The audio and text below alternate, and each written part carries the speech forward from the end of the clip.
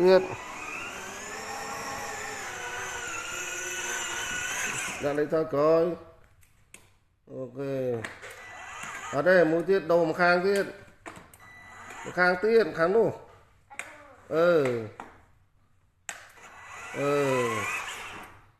thôi tiết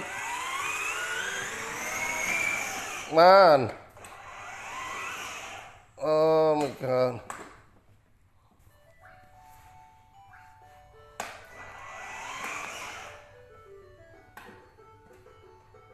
một gì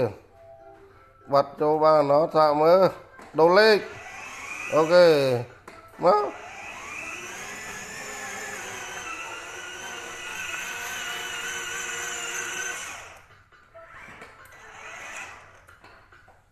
thôi với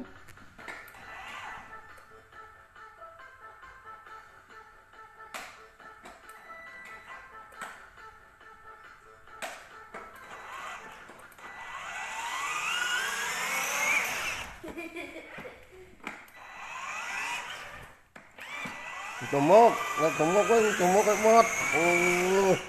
anh lo với mà bác kia là con chân đi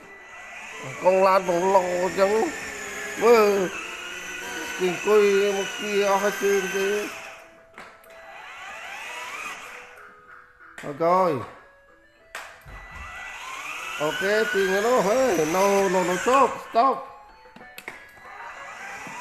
stop